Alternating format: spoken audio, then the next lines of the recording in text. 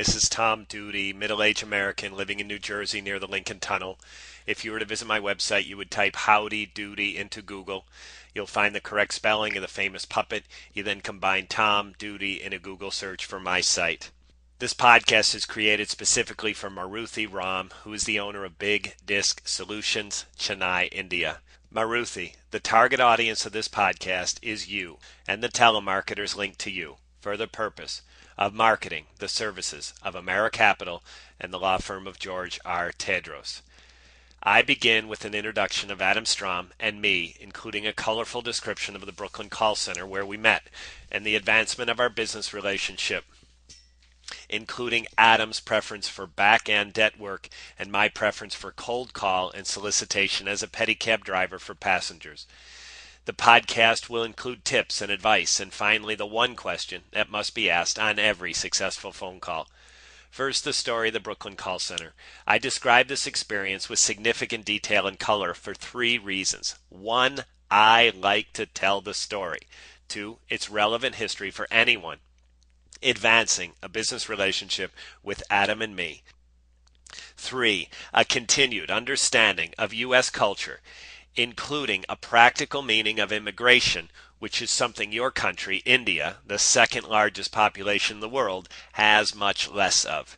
Adam and I met in the Brooklyn call center, and it proved to be a career change for each of us who had experienced comparable crashes as corporate employees, where each of us were accomplished and held jobs of status and higher income.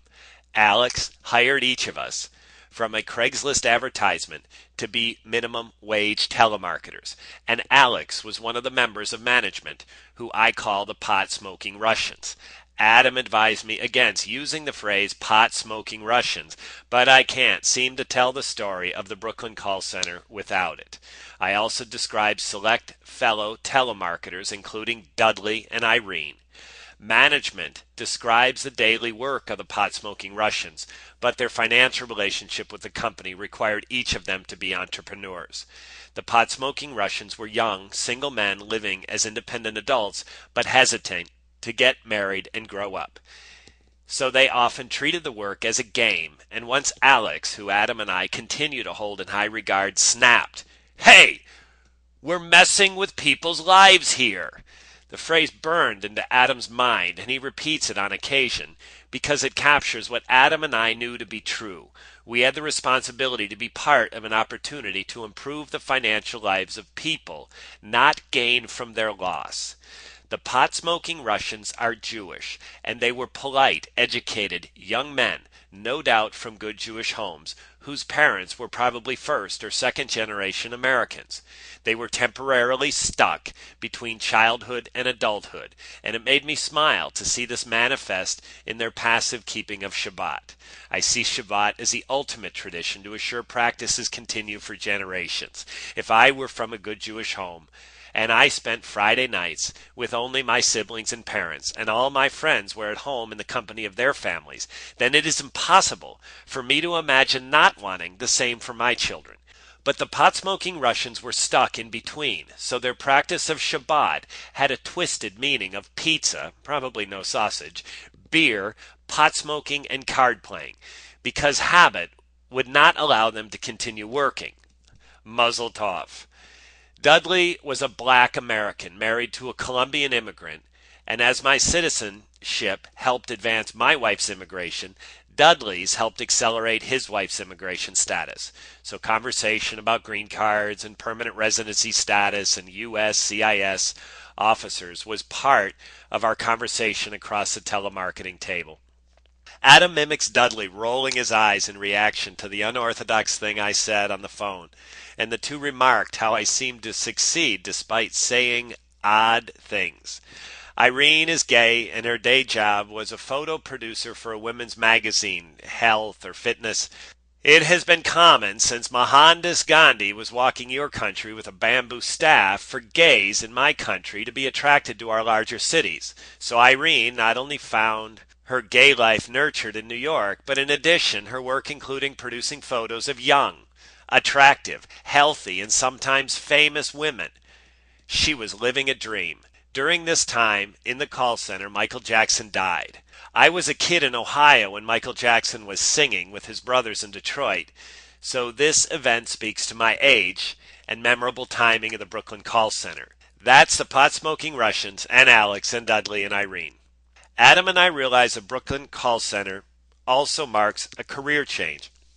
And this career change marks a time when our work became fun again. Adam was drawn to the back end of our new industry, and I was drawn to the front end with cold call telemarketing. Adam was drawn by preference, his abilities, attention to detail, incredible capacity for numbers, memory, and recall, and it was a natural place for him to serve. And I was drawn to the front end and cold calling, which later transitioned me to pedicabbing because my abilities and preferences for cold calling, or as it's known in transportation, driver solicitation for passengers, my tips and advice come from my telemarketing and pedicabbing. When a person signals for a cab in New York City, he or she unknowingly solicits for a pedicab, even though the expectation was a yellow or regular cab. When I respond, I'm a pedicab driver, would you be so kind to tell me your destination? I have asked a reasonable question, and good manners would obligate the person to answer. Often I am denied an answer which is comparable to sitting at a bar and declining to answer, what can I get you? Whether calling for a cab, sitting at a bar, or having credit data that indicates help is needed, these people have passively asked for something, and good manners obligates them to be polite. I provide you with numbers and the authorization to call them, so it's unacceptable for a person being called to leave the telemarketer with a sense that he or she has erred.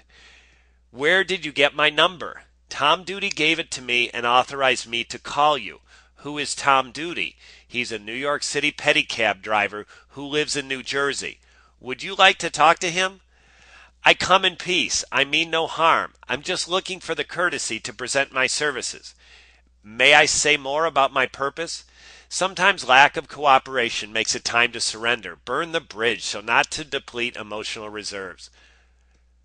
I've made my best effort to make this call productive, but my training from Tom Duty has not equipped me to convert this call.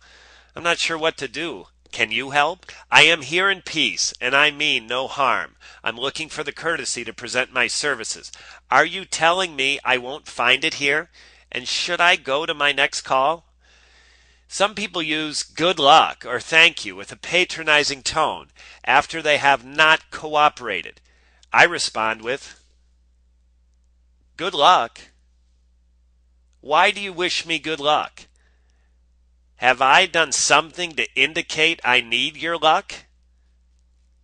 I've seen you make a decision here, and I think you need all the luck you can get, and besides, I don't think your luck will be very lucky for me.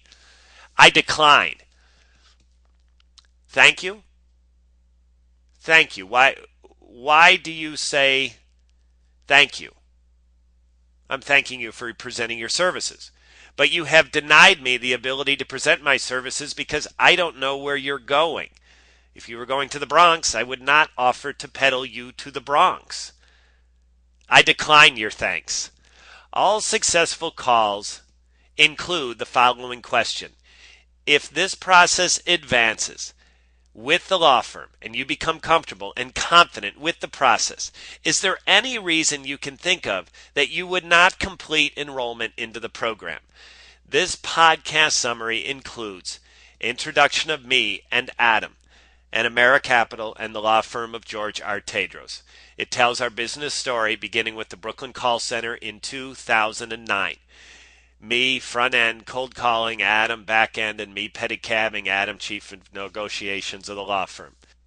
Tips and advice and the required question.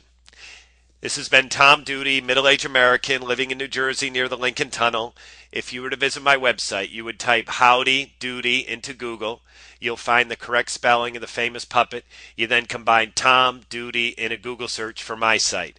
Thank you for listening. Have a good day, good evening, or restful night's sleep. Ciao.